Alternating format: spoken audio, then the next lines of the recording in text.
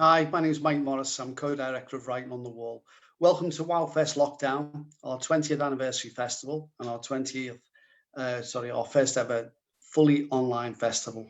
We run right up until the 31st of May. So after this event, check out our programme. We've got a lot of... Mike Morris, I'm co-director of Writing on the Wall. Oh, sorry, I thought I'd switch that off. We've got a lot of events coming up which feature Phil Scraton, Amro Alcardi, Francesca Martinez, Jeremy Corbyn, and Levi to far right. You can find all of those at wowfest.uk.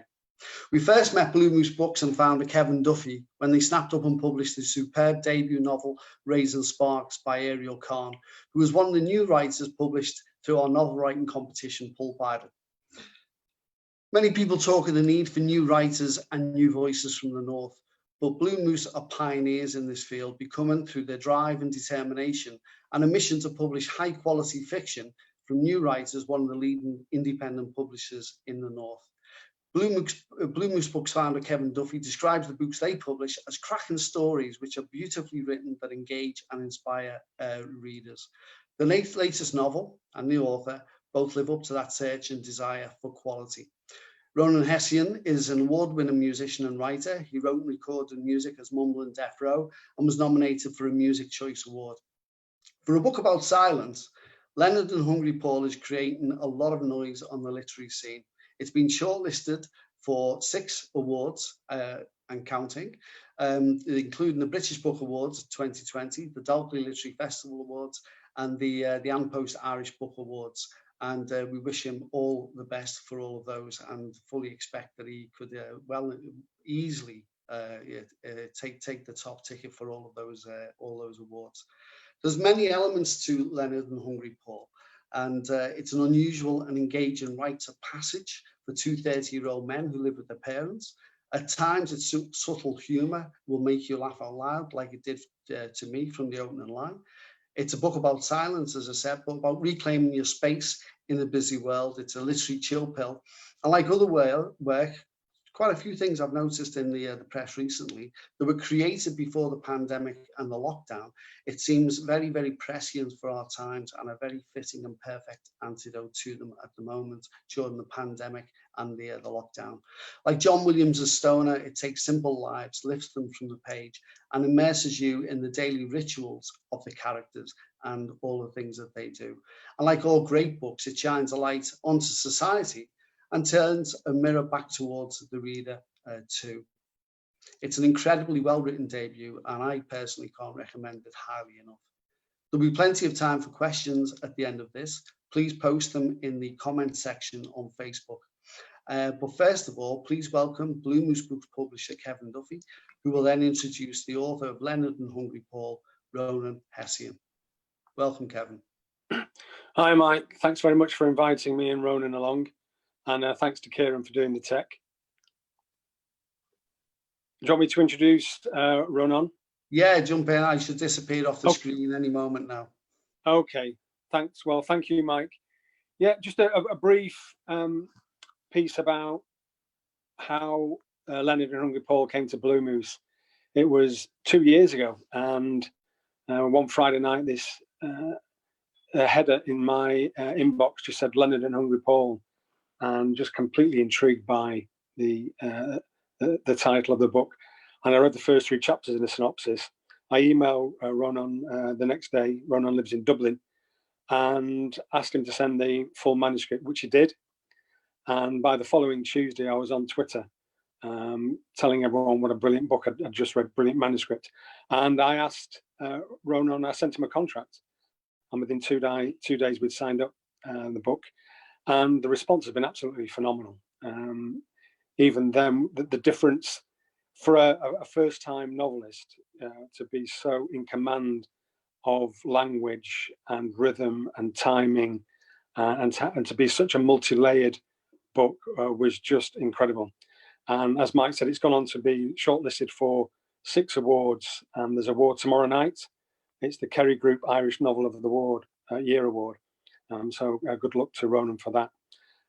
We've just had an absolute ball going around Ireland, going around the UK, and it's become a word of mouth bestseller.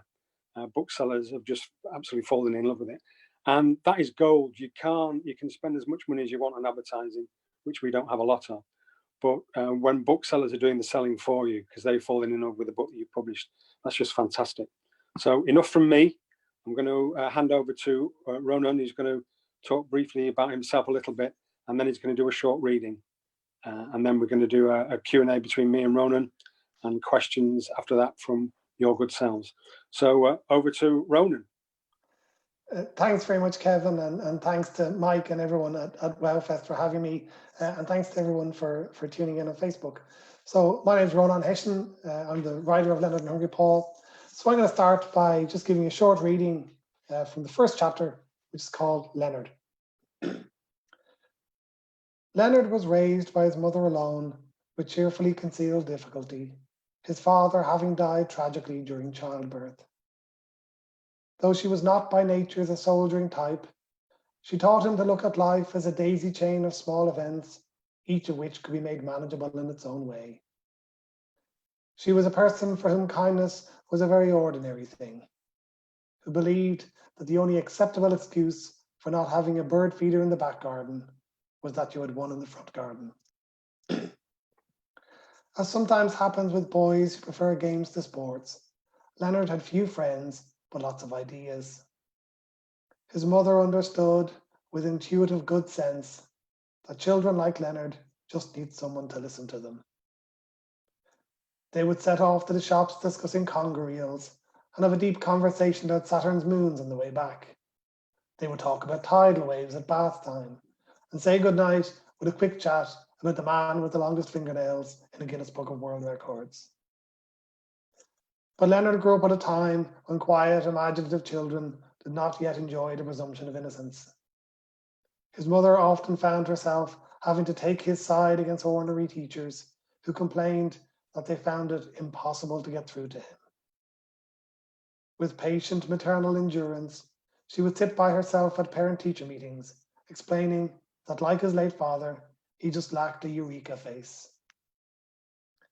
Even into his 30s, Leonard's mother still liked to fuss over him, buying his favourite ham for lunch, the one with fewer veins running through it, having tea by the bedside for when he woke up, and ironing well-meaning creases into his jeans, which Leonard would quietly iron out later. He repaid her thoughtfulness by keeping her company through her later years and generally including her in the uncrowded bandwidth of his life. Leonard was not exactly sure, but there must have come a point when the relationship grew from a purely filial one into one of partnership. Though an adult son living with his widowed mother is a situation about which society has yet to adopt a formal position, it is clearly seen in second best terms. Insofar as anyone noticed, they might have assumed that she was overbearing or that he lacked initiative and possibly a sex drive. In reality, neither sought to limit or interfere with the other, both being independent people who liked their own space and who quite simply got along. Leonard did recall some awkwardness around the suggestion that they go on holidays together, though he was not entirely certain which of them had first proposed it. Mother-daughter holidays are normal, of course, and father-son trips are famously storied as a way to come of age. Mother-son holidays, though, have the connotation that one of them must be a burden on the other. But truth be told, they were well suited as travelling companions. She was a keen walker and a good gallery feat, being able to wander around any reasonable exhibition in its entirety without being distracted by the gift shop honeypot that drew in tired women half her age. They both liked churches, and even though Leonard was not religious himself, much of the world's art is. He would enjoy visiting famous paintings and sculptures in European cathedrals, while his mother would busy herself lighting a candle in the side chapel for her fragile, long-departed husband. She had never really asked Leonard about girls, knowing the delicacy of the subject for him, and also because of her own doubts about whether his apparently celibate life was due to a lack of interest or opportunity. For Leonard, the fact that he still lived at home with his mother led to a certain self-restraint on practical grounds. He had wondered what would have happened had he brought a girl home only for them to wake up to 2 cups of tea at the bedside the next morning. His mother passed away unexpectedly one midweek night in her sleep, tucked into a duvet with her clothes all laid out for the next day, her neatness being a sign of her respect for the small things in her life. The doctor noted the cause of death as a heart attack, but emphasized that there were no signs of suffering or drama. He said that her heart must have simply run out of beats. So, Kevin, I'll pause there. Thanks very much. Right, a question. You've said in reviews and conversations before that Leonard came to you first.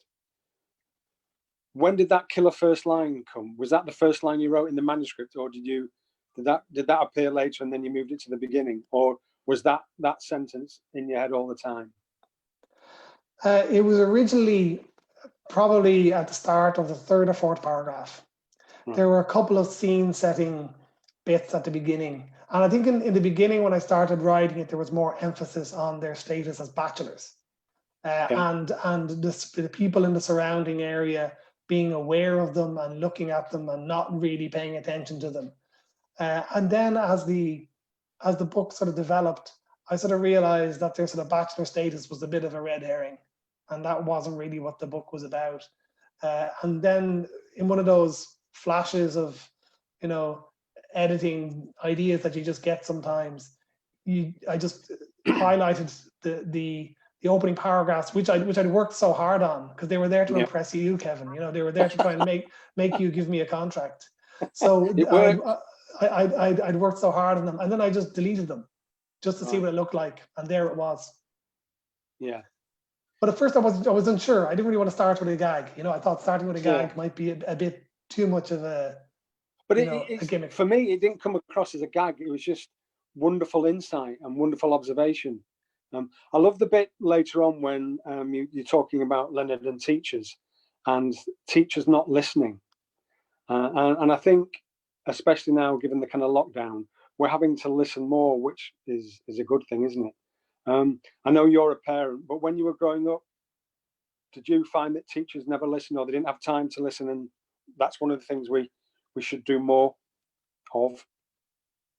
Yeah, I think certainly for a child like Leonard, I certainly went to school with children like that, who went through the whole school system never putting their hand up, not being picked out for things, and not really being given opportunities.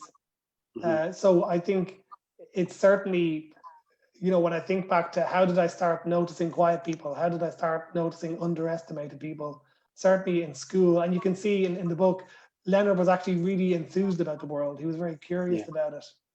But his teachers just saw nothing. They just saw a blankness there. And that was sort of just a little flavor really of the man he would become. Yeah. And I love the word ornery. There might be some teachers listening to this and think, am I ornery? Yeah, I know lots of other, and I think there might be a question coming up, so I'm presupposing that as well. Lots of people ask me, and I think they've asked you, and you might be sick to death of answering this one, but why is Hungry Paul called a Hungry Paul? Well, I suppose the first thing to say is that only the narrator calls him Hungry Paul. Yeah. None of the characters refer to him as Hungry Paul or Paul at all in the novel. So he's actually, as far as his world is concerned, he's unnamed in the book.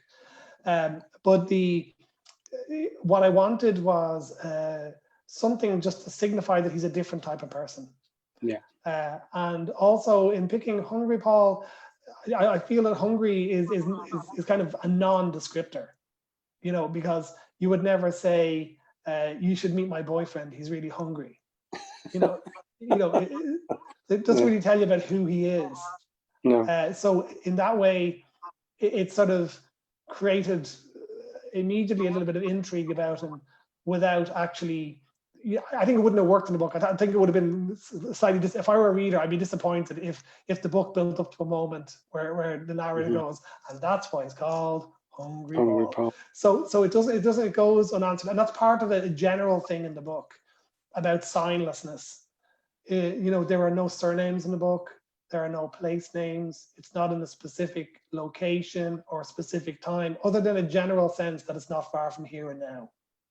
But there aren't very many physical descriptions. And it's not very sensory as a book. You know, the Mike referenced in his introduction the wonderful book Raising Sparks by Ariel Khan, which actually was edited just before Leonard and Hungry Paul, and we had the same editor, Lynn Webb. And I think Lynn felt a sort of sensory deprivation coming from the wonderful cooking and the sights and smells that were in Ariel's book to the kind of shutdown of sensory things, which is just, but that was necessary for the book. It was by not creating too many clues, it deprives the reader of using shortcuts. You know, for example, you sometimes see a book and they will say the character's father was a banker. And immediately you say, like, even though nobody really calls themselves bankers anymore, but you know, you automatically fill in the rest. You know, he's going to be a rich, you know, he's not a nice person, he'll be kind of shallow, etc. And I didn't want any of that in the book, because really the subject of the book is human nature. And also the subject of the book is looking, you know, pausing to really look at things. And by sort of having a signlessness there and having Hungry Paul with a sort of nickname, but actually no real name, you know, it encourages you to sort of investigate it a bit more. I get every day I get emails from people who've loved the book and love the story. And I got an email a few weeks back from a lady who just loved the sunfish. And for those people who haven't read the book, the sunfish is on the front cover. And for me, it's in a very, very important section of the book. And she said to me, she now calls her son the sunfish, because he is slightly, or people perceive him as being slightly different to all the other children. And when she read your book, she kind of burst into tears, and she calls her son the sunfish. Can you talk about the sunfish a bit, and how we decided to have that as the main cover, please? Sure. Yeah. So for anyone who's not familiar with the book, there's a section. Hungry Paul is a guy in his early 30s, and he lives with his parents, and he's quite happy that way, and he lives quite a quiet and peaceful life. And there's a section when talking about his parents, when they were younger, before they had sort of, it goes back through their history of their relationship, and it goes through a discussion when they're at an aquarium, and Helen, Hungry Paul's mother, sees a sunfish. And if you've ever seen a sunfish, they're very large, and they're kind of flat, and they have a kind of confused look on their face. They just sort of float through the ocean, and they feed on jellyfish. They don't. There's nothing dynamic or particularly that you would pick them. And when she was asked which was her favorite fish in the aquarium, she chose a sunfish. And the reason she chose a sunfish was because it pained her to think that there could be something out there that was unloved. And so she took it up as her responsibility to love it and love it all the more. And in that way, you know, it says in the book that Hungry Paul was her sunfish. And so I think it is a key moment in the book. It kind of encapsulates so much of their relationship and what the book's about, really, about what you value.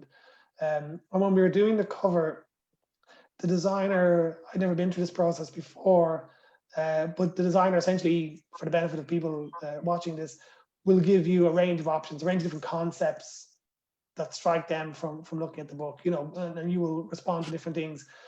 But there wasn't quite an image that I could really feel that really spoke about the book.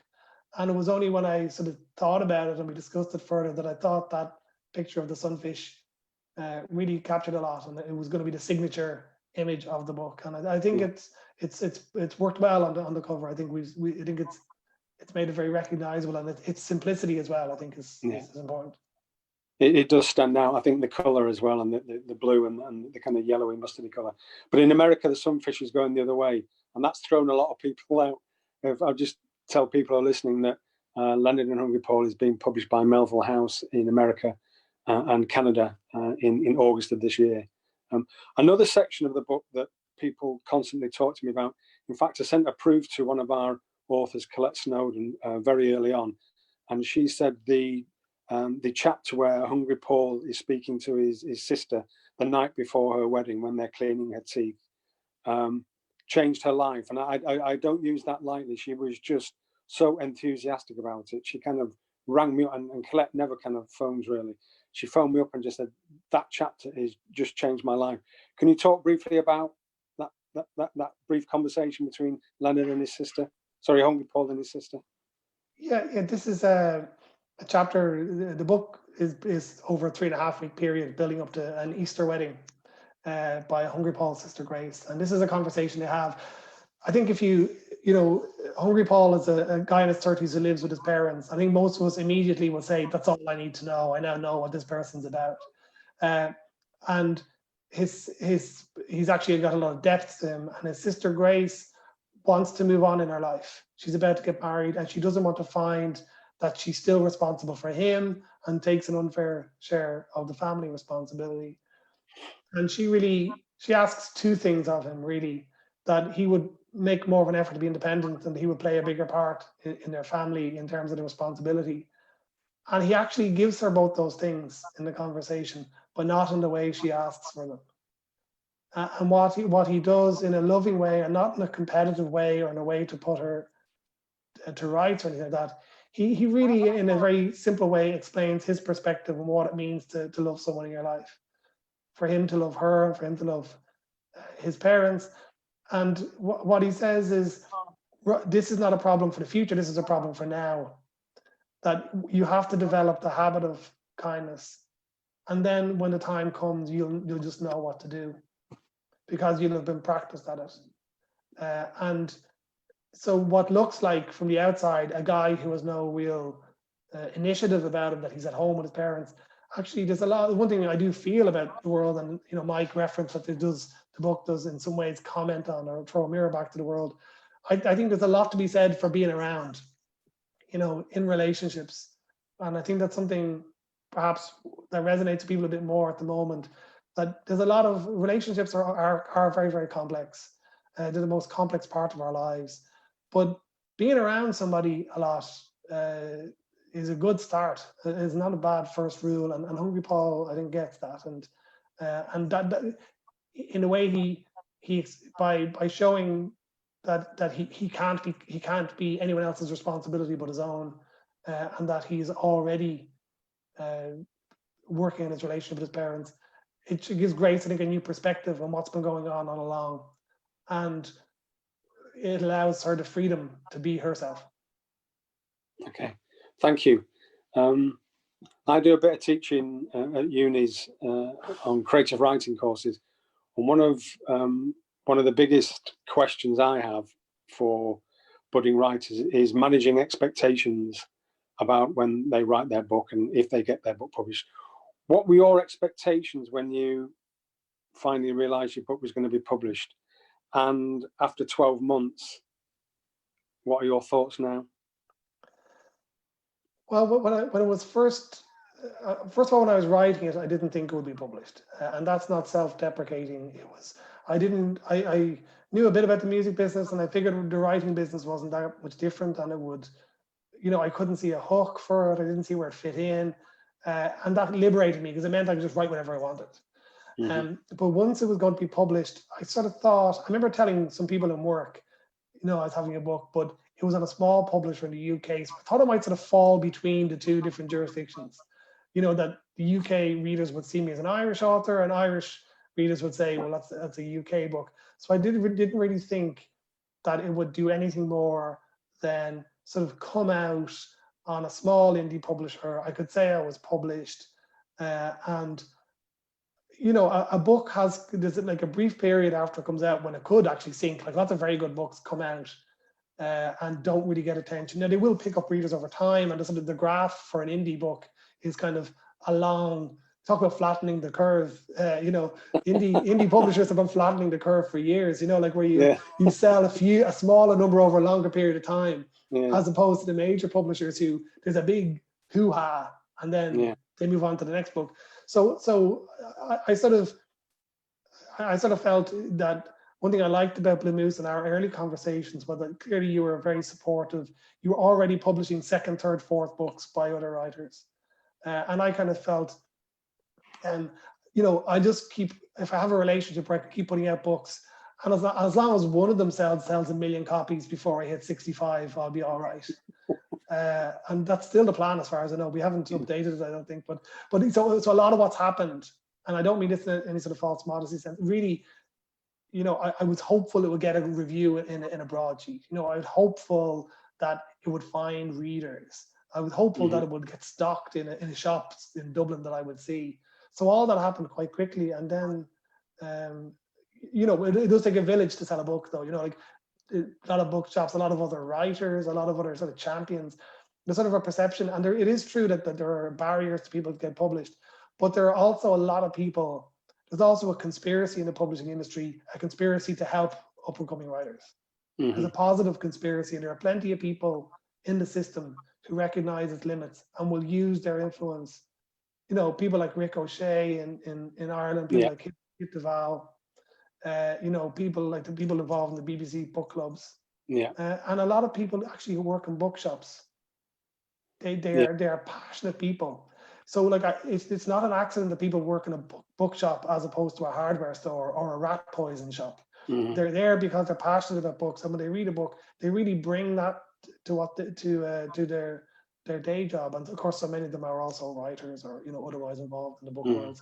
So there is, while it's a big bad beast, the publishing industry, there are still plenty of people who are driven by passion. You're one of them, and Mike, you can tell, meeting people involved in WoWFEST are the same. They're driven by, they're book lovers, you know. Yeah. I think when we did our world tour of Northern bookshops, we were at Forum bookshops, and they did the little Chinese, with the messages inside. Fortune cookies, yeah. Fortune cookies, that's the one. And I just thought that's never been done before, and I just thought it was fantastic. And then we went to Drake Bookshop in Stockton-on-Tees, and is it Nick, your man? And he is just a force of nature. Whatever bookshop he goes to in the UK, he sent me a picture of walking into Daunt's bookshop in London, and he was hand selling Leonard and Hungry Paul to another bookseller. And I just thought, you just can't buy this. That's just gold. That's just gold. Just fantastic. We've got to talk about you've just sent us Panenka, which is your next book, and we're going to be publishing that in May next year. I know lots of readers wanted a Leonard and Hungry Paul too. If you could just talk about Panenka. Yeah, well, with Panenka as it was my second book. Like I certainly, what interests me as a writer is to write things I haven't written before, and preferably to write things other people haven't written before. I don't really want to revisit stories that I feel I've read and read over. So I'm motivated by looking at different things, and Leonard and Hungry Paul is, you know, it's what Claire Keegan will call an incision in time. You know, where it looks at a particular world, but we have to move on from that. So I don't really want to sort of write a same style. So Panenka is what I'm sort of describing as a novel of consolation about headaches, and really, which doesn't, again, you know, I still hold my crown as the world's worst elevator pitch maker, but in a way, I think, even though as a book, I think it's a more serious book. I think in relationship-wise, it's perhaps more complex, but some of the main dynamics are still there. I think around family, around people coming to terms with themselves, and I think it's also I made a much more conscious effort to relate the characters to their setting, even though it's not set anywhere in particular.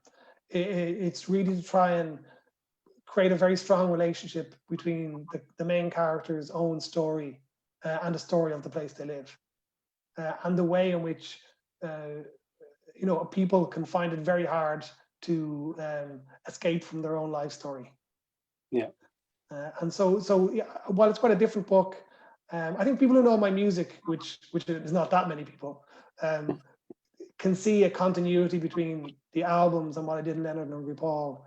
But a lot of stuff I've written about before is quite serious stuff, and you know, I've written about you know, quite the human experience is what interests me, and also identity. You know, how people see themselves, and then how they move on from that. Without giving too much away, there's a section in Panenka which I absolutely or your readers will love it. It's different, but it still has that concision. And there are so few writers, and again, I am blowing smoke up your derriere. There are so few writers that convey a sense of humanity and empathy in one sentence. And there's a particular section where Panenka's having his haircut. He's gone to the barber's. He's having his haircut, and there's a lady he's just met. And I read it. I cried. It is just so powerful. So thank you for that. As I said, we're going to publish in May. Are you going to up level your elevator pitch? Well, because I think it's a love story. There is a love story there. Yeah, no, it's kind of a platonic love story, I think, in ways, and it's a broken love story. Yeah, and I think it's, in a way, it looks at a part of the love spectrum that really doesn't, I think, is there, but not maybe articulated in the relationships between men and women, a sort of loving friendship. Yeah. And it's really, that's something I feel is a powerful part of the book, and it's a central part of the book. Like, you know, look, if you want to put it out on Valentine's Day with a pink cover in a love heart, you know, cover, we can talk about that. But yeah, I think, but it really, yeah, that is an important part. But I suppose I shouldn't get too abstract about it. There is a very deep love running through the book. A love that's kind of from people who are maybe thought they were incapable of love, but certainly receiving it. Yeah. Well, there's what I love about it is the relationship with Panenka and his grandson, and Panenka with his daughter, and then he finds the barber, and they're all so different, and the way you kind of layer wisdom throughout your stories is, I know some people who've read Leonard and Report and they just read it as the story, and then they've gone back to read it again and they find those kind of pearls of wisdom, and it's not kind of laid on with a kind of heavy trowel, and you know, that's more testimony to your kind of like great writing.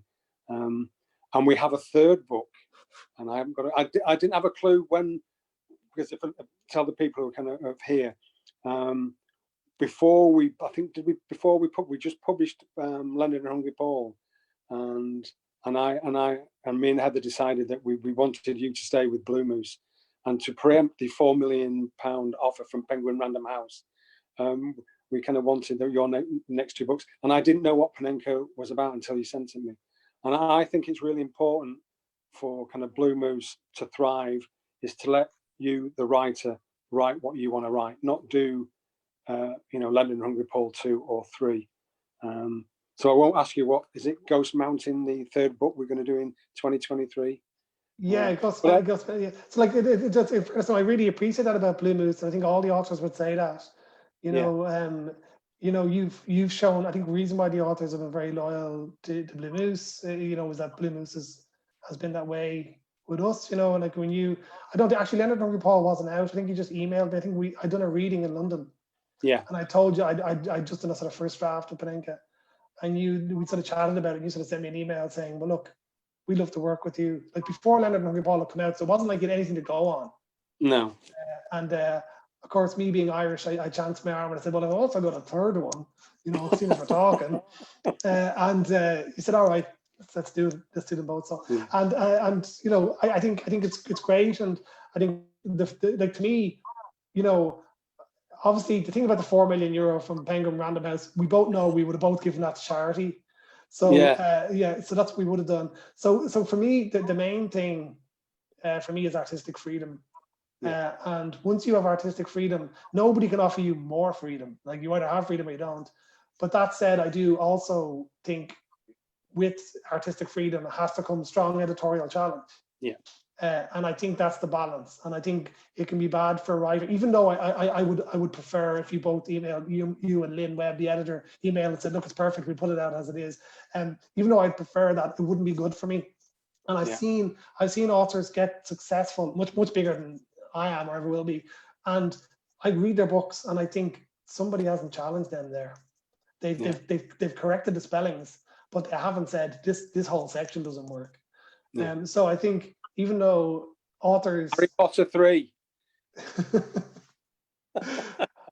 I've never read Harry Potter. I said I'd read it with my kids, and my kids don't like wizards, so I'll probably never read it now. No, Lemony Snicket. Lemony Snicket's better. I'm going to cause a furore now. But I think that freedom is important. I think and Blue Moose has a really good track record. You look at the books you're putting out this year, with authors, all women over 45, second, third, and fourth books. So it's that type of support that lets writers be creative. And I think what happens, I think, the more people become aware of indie publishers, is that I think the creative people will more and more want to work with indie publishers that say, well, actually, that's what appeals to me, is the ability to express my writing. And of course, it doesn't mean you're not going to have readers or success, as we've, I can't imagine any big publisher would have done any better, in any of this stuff. So we've ended up doing the right thing artistically, and publishing karma has been on our side this time. Yeah.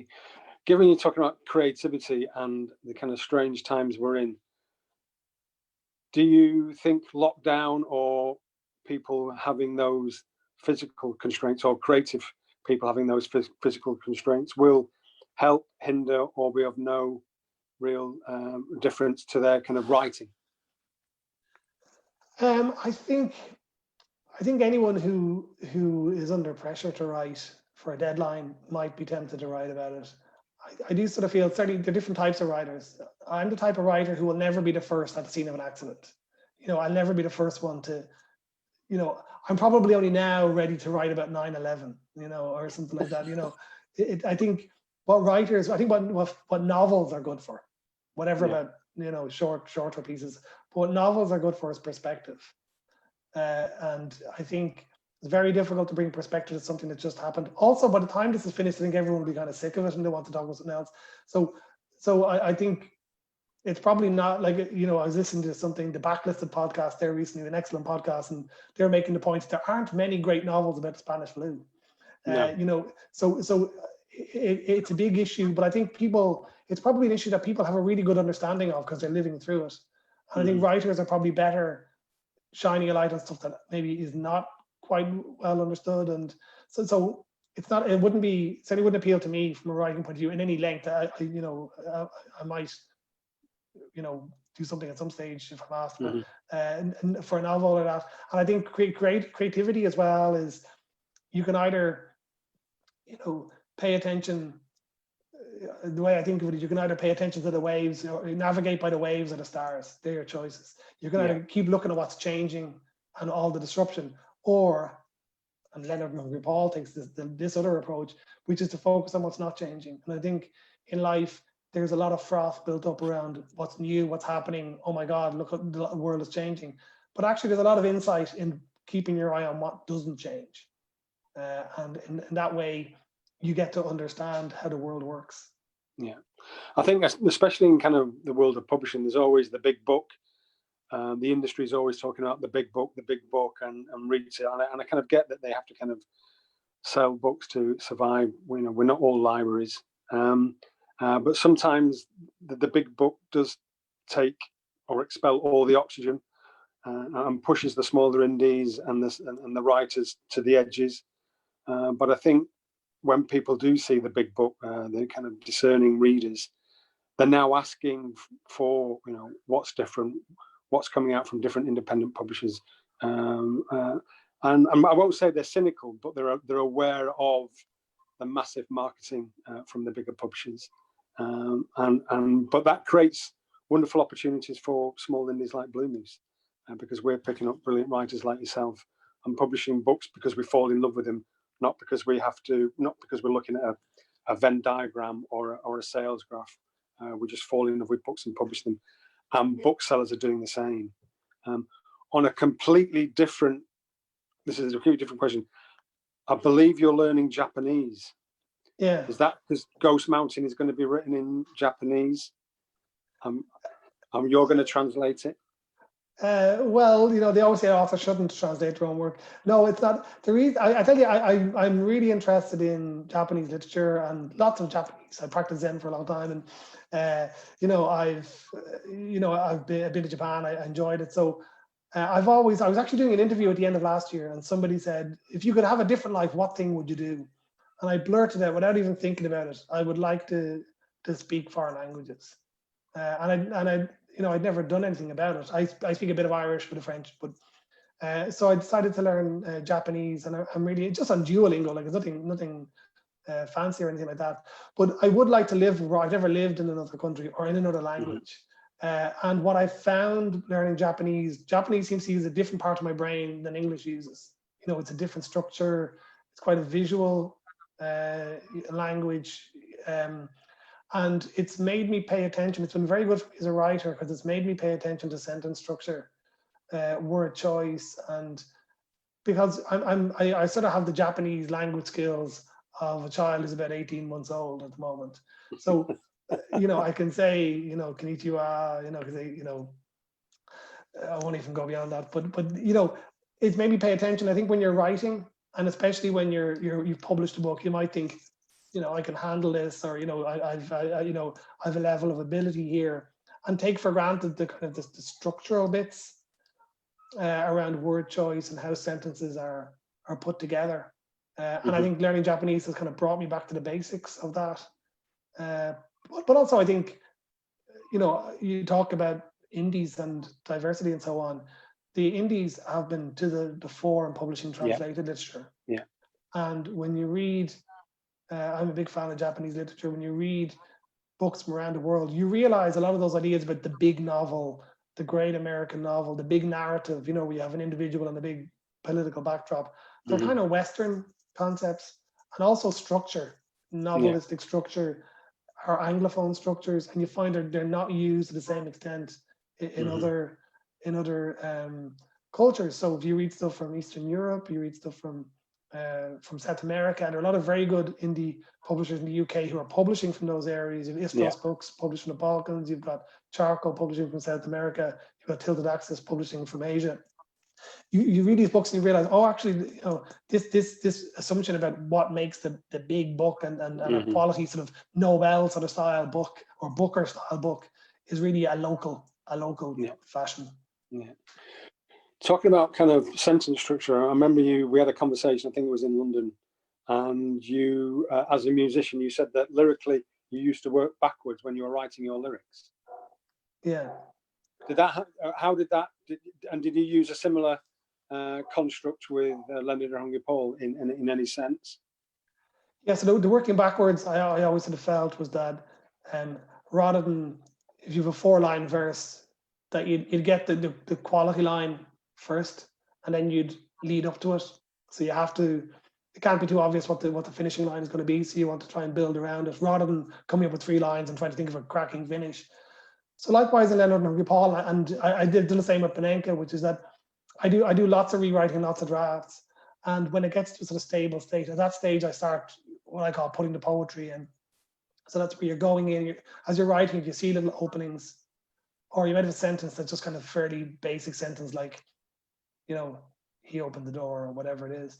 But then you'll know that you'll be able to go back and do something with it. But you need to go back. That's a kind of surgical thing. And you might go a whole week walking around with your head with a paragraph and just get one line. I remember there was a line when we were editing Leonard and Hungry Paul. It was when Leonard goes back into his mother's bedroom, and she's passed away a few weeks prior, and he's just starting to open up again. And he goes into her room, and I had originally had a description of the sort of maybe his mother's fragrance being in the room or something like that. And we went back and forward with Lynn Webb, the editor, about what would be still in the room 3 weeks later. And it was only after I said, I'm literally just that one line, I spent a week just walking around and thinking about it. And what eventually I came up with was the generic smell of dust undisturbed. Yeah. And actually when you read that paragraph, that line sings, but there was a week's work in that. And all the trial and error trying different things. You went to a stage of going back and forth on different perfumes. What perfume would his mother had? And, but sometimes you have to exhaust those possibilities. So that I think is a songwriter's instinct, where you will have spaces, you leave spaces throughout the text, and you're happy to come back to them. Didn't we have a 3-month debate whether to use bacon or rasher? Yeah, that's right. There were a few Irishisms, which I didn't realize were Irishisms in the book. Things like I had a reference to a lounge boy, which is the guy who collects glasses in a bar, and Lynn said, "What's a lounge boy?"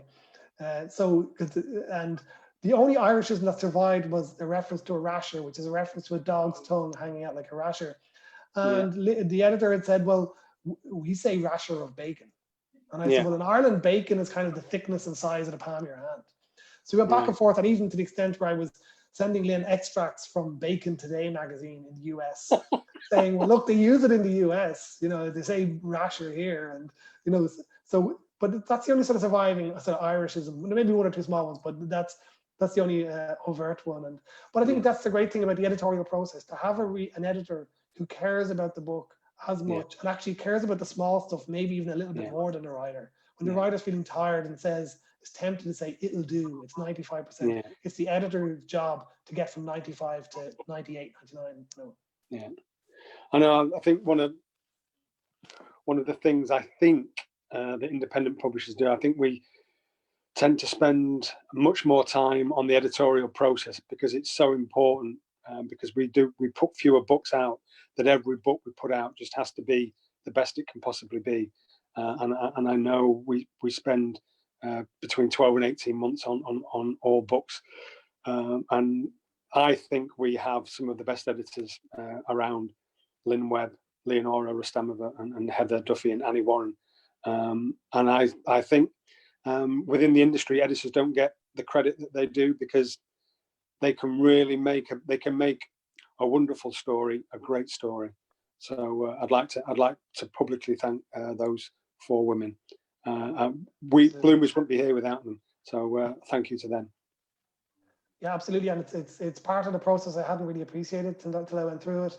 Yeah, and I've been to sort of writer talks with some big writers, who will say, "Oh, there were 4 or 5 editors on that book," and I can't imagine working to have. It's a real privilege, I think, to have somebody who's so attentive to your work, and who sort of almost like a drill sergeant pushes you to kind of, there's a little something missing here, and then quite often the editor will just say, "There's a problem here," or "There's some more you could do here." They're not saying, change this character into, change their name, or it's really prompts and pushing you, and they can a good editor, and Lynn Webb is brilliant at this, can spot your moments of laziness, can spot your moments where you said, "It's probably all right," and she sends you around Dublin for 2 weeks with a sentence in your head. Yeah, well, that's it, and ultimately, when it comes down to the quality of the reading experience, it's that investment. I think editing and writing a book, I often think, is very like when you're developing a photograph. You can either whip it out when you get the general image and you can publish that if you want, or you can take the time, as you say, that editing time, just to let more definition, more connections develop. And I think it's really, time is the best thing you can give a book. Okay. I'm going to hand over to Mike now, because I think we're up with our allotted time. Do we have questions, Mike or Kieran, from our visitors, our readers? Hello?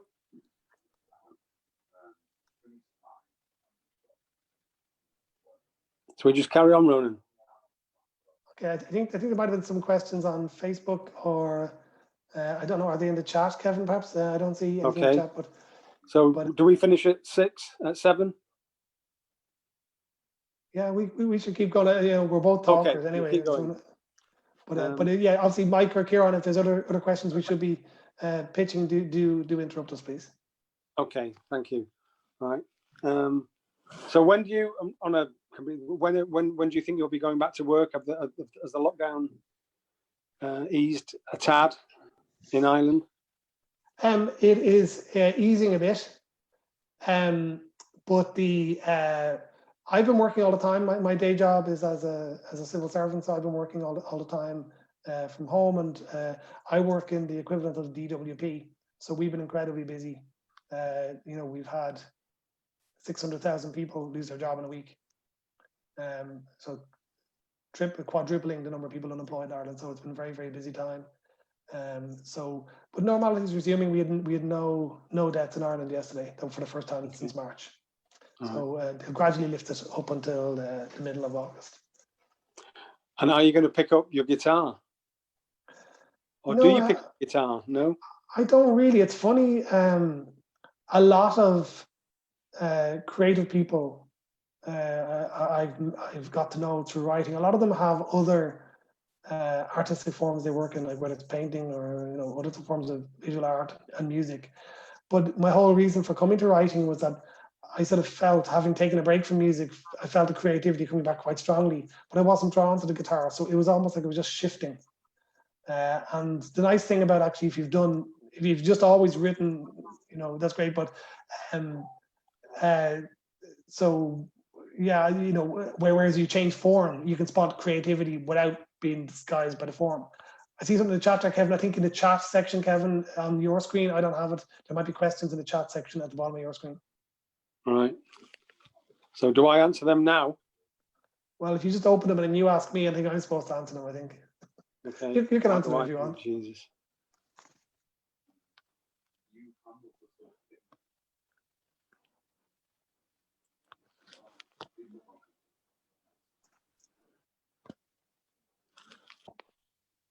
So Kevin, you should have in the sort of chat bubble at the bottom, it should bring up a screen to decide with questions. I've got no, I can't find the bubble. I'm sure Mike, can you see them? I've got ask you the question. Yeah, go ahead. All right, so we'll want to ask, it's kind of more to Kevin this actually, but it says, how can we support independent publishers during this very, very difficult time? With bookshops that are closed, I mean, I know there are some bookshops still open, and you can order books online from them. So if you find out your nearest bookshop, you can order Blue Moose books online from those independent bookshops. If you don't have an independent bookshop nearby, you can always go to our website, which is www.bluemoosebooks.com, and you can order the books direct. Our distributors have been open, thankfully, all the way through the pandemic. NBN International, they're based in Milton Keynes. So you can order any of our books and they will be with you. It will take a bit longer, but they'll be with you within 3 or 4 days. So if they could order off our website, that'd be fantastic. You said something interesting before, Kevin, when we were talking just before we came on, that because Amazon took the sales off, I think the non-essential stuff, and drove everything to Kindle, you suddenly had people coming directly to yourselves, which is kind of one of the unexpected positives, if you like, out of the pandemic. Do you want to say a bit more about that, and in terms of whether you think that's something that's going to stick?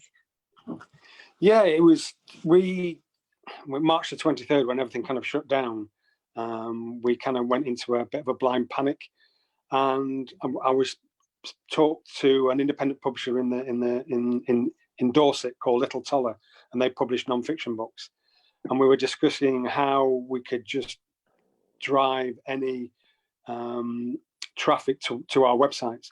And we'd published a book 2 years previously by Benjamin Myers called The Gallows Pole, which won the world's leading literary prize for historical fiction, and he's gone on to be published by Bloomsbury. He's a big name, and I asked Benny to write a short story for us, which he very kindly did, and we edited it and we put it up on the Little Toller website, and thousands of people went to that website and bought the book. It was a short story called The Stone Statue in the Future, and from that, loads of people then went to our website.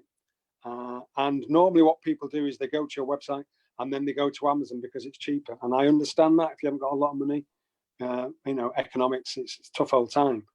But because Amazon had taken their to buy buttons off, we found that people weren't buying books on Amazon, they were buying them directly from our website. So in the last 2 months, we've had fantastic sales from our website, which is just absolutely brilliant. Now, whether that will continue, I don't know. Because obviously Amazon's algorithm is they sell them a lot cheaper than anyone else, and they can send them to anyone around the world. But we will see. It's continued. It's dropped off slightly, but the sales have just been fantastic.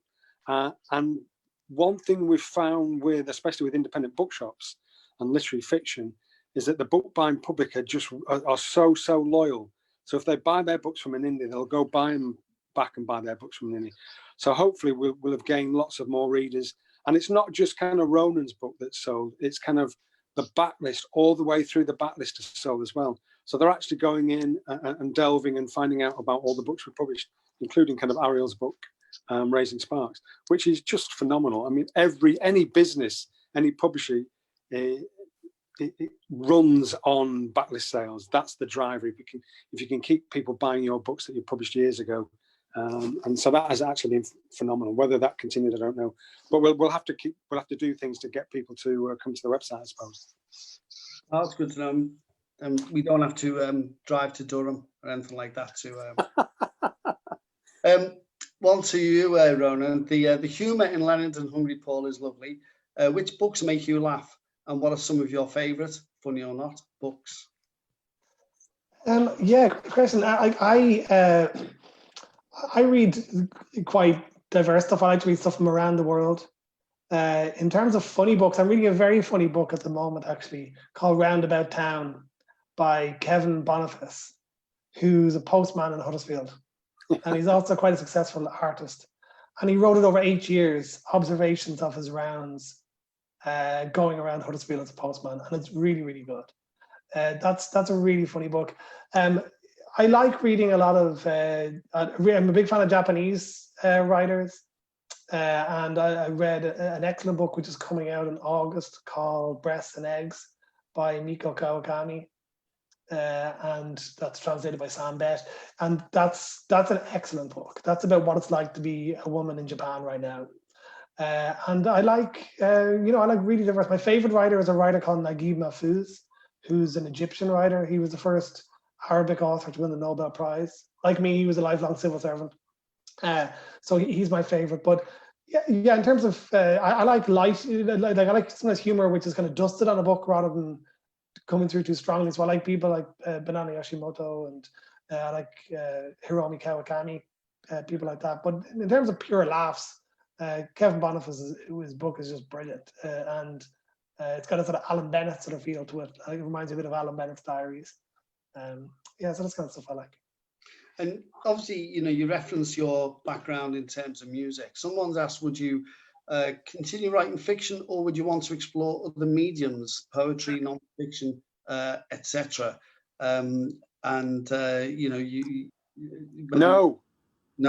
No, Kevin, sorry. Should have run that question through Kevin first, I think. Notwithstanding the views of my publisher, I'm very drawn to novels. If I ever did nonfiction, it wouldn't be. I don't think in the same sort of space I am now. It would be more, possibly, more to do with my other life as a civil servant and some observations there, but probably not as a sort of published author. It would probably be essays I'd write for some journal in that kind of form. I love the novel as a form. I mean, the novel is great for talking about the individual, for talking about society, and for talking about the individual in society. And I feel like I have a lot of creative energy that I want. Like it wasn't difficult to come up with a concept for a second book or a third book. I feel there's a lot I want to do, and I think I would be drawn to that. I was involved in music for about 25 years. So I was involved for a long time, and I would like to keep putting out books until I'm 100, and then when I'm 100, just kind of, expire, something like that. So that means I'm about 44 now, so I've still got another. If I do one every 2 years, we still have another 20 odd novels in me. You're obviously, it seems you've already got basically the 3 novels, it seems, in the bag, fairly prolific.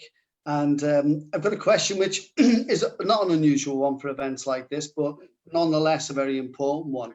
Because one of the things as a festival, we also run a lot of projects for people. Ariel Khan came out of originally a novel writing competition we run called Pulpide, where we do a lot of work with various communities on writing. And there's always that question, what advice would you give to new writers? And this one says, who may have just finished their first novel, maybe their first draft, or they've got something kind of down really. What advice would you give to them at this stage in their writing process? Well, the first thing I would say is that I think is the best time to ask for your first bit of advice, which is when you finish your first draft.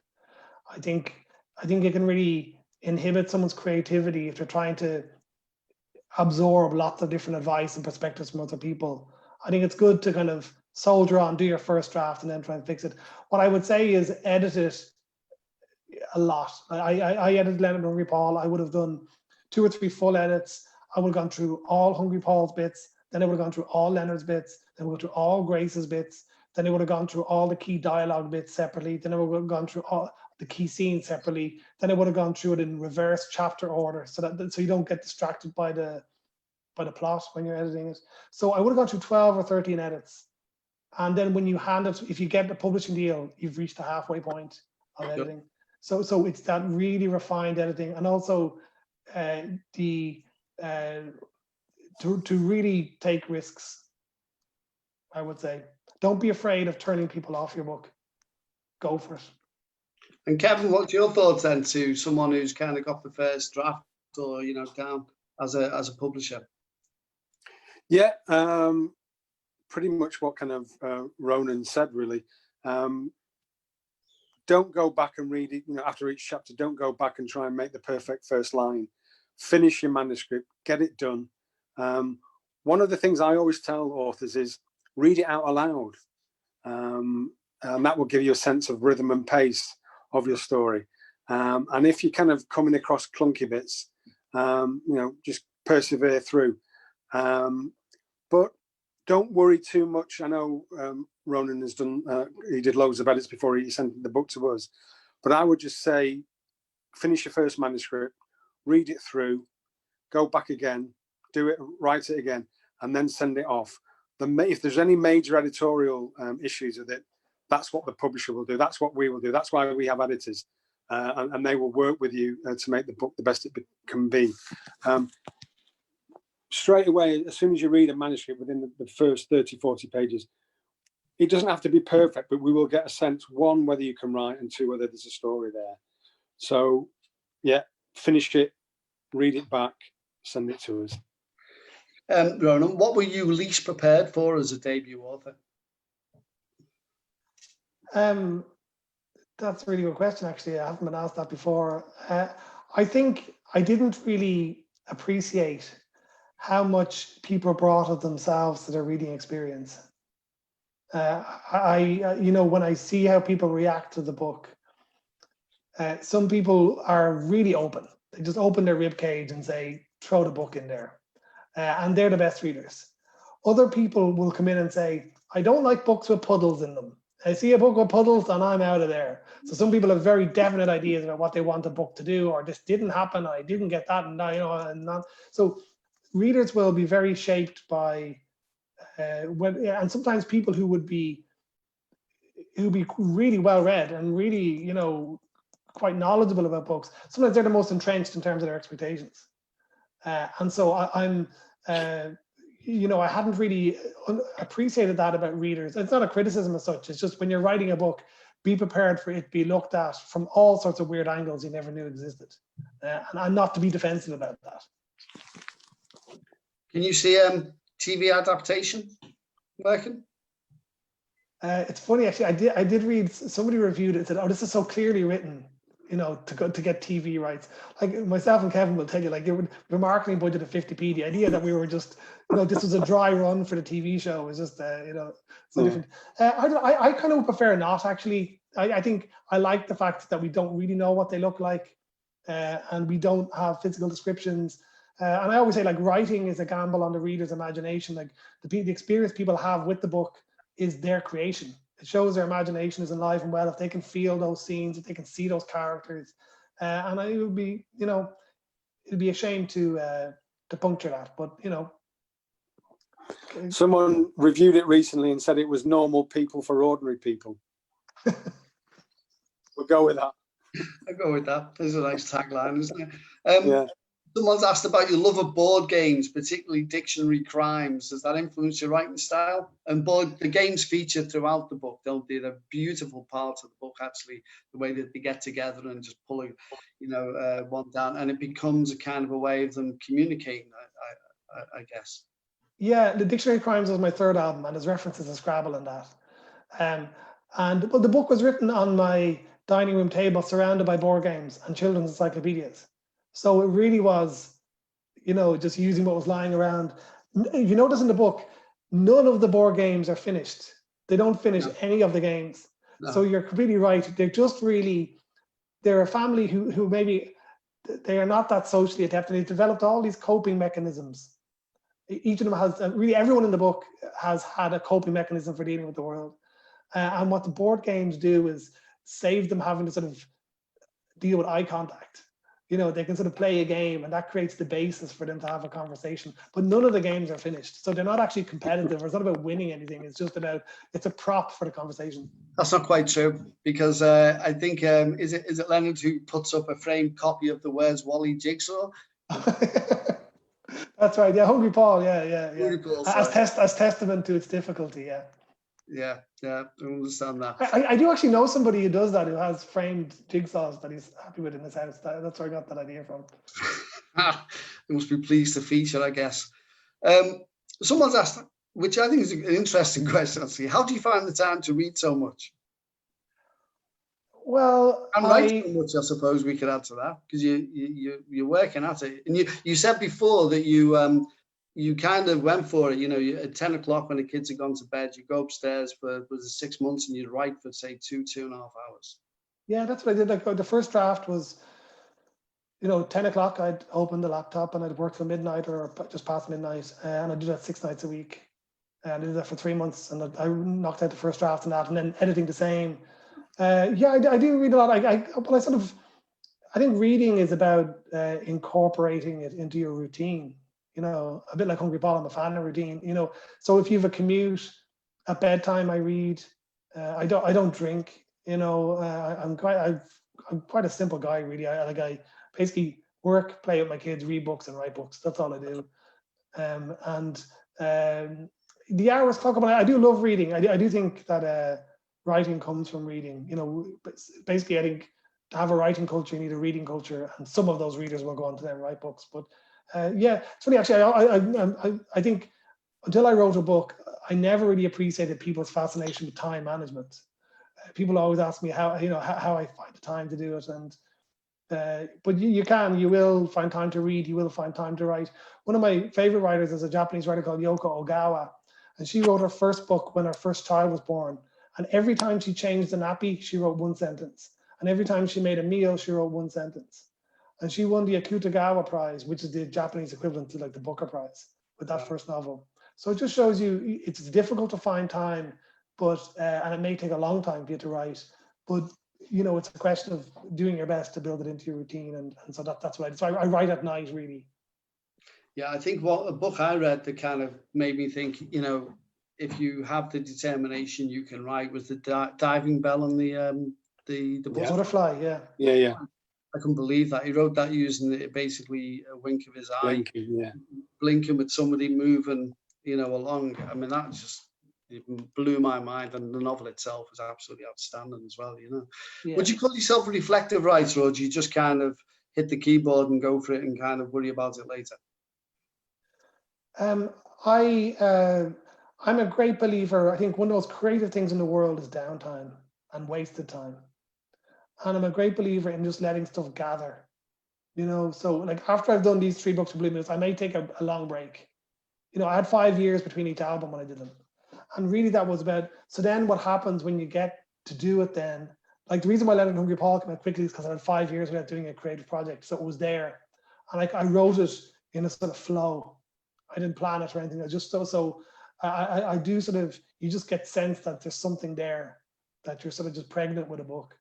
And when I finished Leonard and Hungry Paul, I still had lots in the tank. So I knew Penenka was pretty ready to go. So I think it's about having time. A lot of, I think, you asked earlier about writing advice.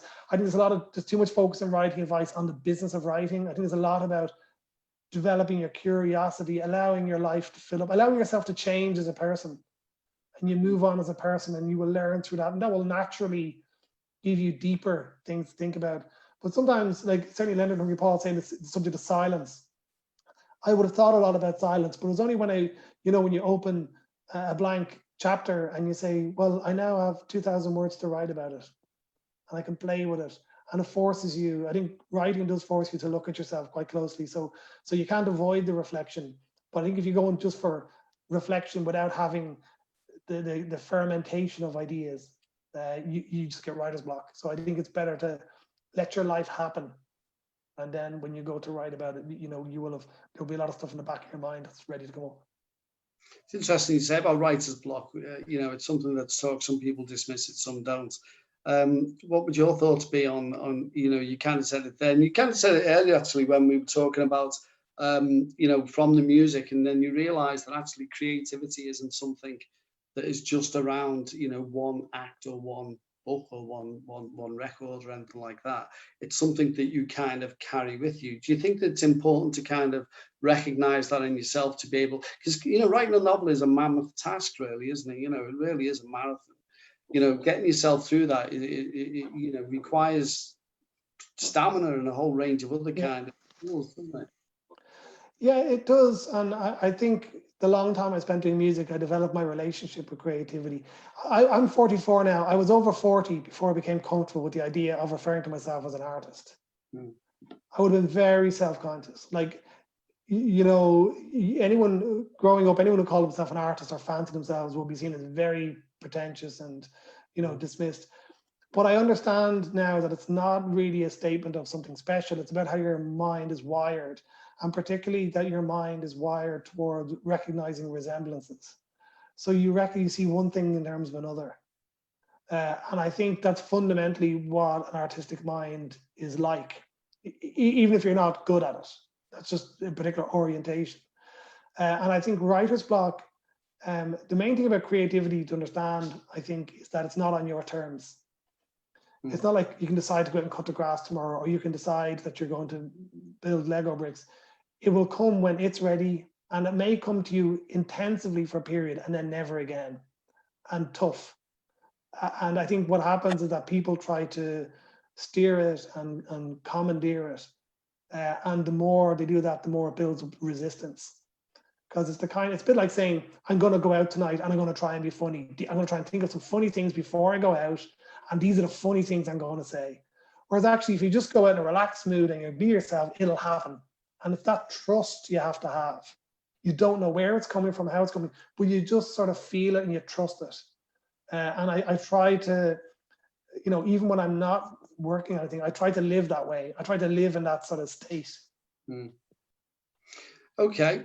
Well, look, I think that's a good place to kind of wind down, really, if that's okay with yourselves. Great. Thanks for having us, Mike. Thank you. Very generous with your time, and I want to wish you well, Ronan, from the point of view of not just the awards, but obviously, your future career and the books that you've got piling up with Blue Moose. To Kevin, been an absolute pleasure to have you again, Kevin, and all the best for Blue Moose. I know it's a very difficult time for all independent publishers and for booksellers generally. So, keep in there, and, fingers crossed. I think, the one thing I think with yourselves is that, the quality and the attention that you pay to the books that you're bringing out is the thing that I think will stand you in very good stead in the future. So thank you to both of us, and I would obviously urge people to buy Ronan's book. And to look out for his future ones. I'm really excited about them as well. And to get on to the website of Blue Moose and check out their other offerings, which are all fantastic too. So all the best to both of you, and hopefully we'll see you soon. Thanks, cheers, Mike. My pleasure. Thanks for having us. Good luck tomorrow night, Ronan. Thanks, Ken. Bye-bye. Thanks, Mike. All right. Special thanks to them too. I think that was a fantastic discussion and readings from them as well. So I just want to say thank you to the audience for taking part and supporting Writing on the Wall and WoWFEST Lockdown once again. I hope you've enjoyed this as much as I have. and all of our team has. Thanks to everyone who submitted questions. If we didn't get to yours, we apologise. They just can't all be answered at times. This event will be posted up on Facebook and YouTube in the coming days. Our events are free, but we do ask you to make a donation. And if you can after this event, we'd appreciate it. The money will go to support Writing on the Wall, Fan Support and Food Banks, and South Liverpool Domestic Abuse Services. Go to our website, writingonthewall.org.uk, or follow the link in the comments box underneath this event if you'd like to make the donation. There's also a feedback form. We really treasure your feedback, so that helps us to shape events to bring back to you for the future. So please fill that in too. Special thanks to our sponsors, the Institute of Creative Enterprise at Edgehill University, Unison Northwest, the School of Writing at Liverpool John Moores University, Arts Council England, Esme Fairbairn Foundation, Granada Foundation, the Paul Hanlon Foundation. Without their support, it'd be really difficult to do the work that we do. If you'd like to be one of our sponsors, or if you'd like to be a subscriber, go onto our website, you'll see all the details there. As I said earlier, we've got a full programme running, which runs until Sunday the 31st. Where we'll be finishing off with Jeremy Corbyn doing a keynote speech on a call to the arts, and Levi Tafari doing Levi in Lockdown. So we're looking forward to that. Everything can be found on wowfest.uk. Thanks again for taking part. In this moment where the lockdown appears to be easing, please stay safe and please keep connected. Good night.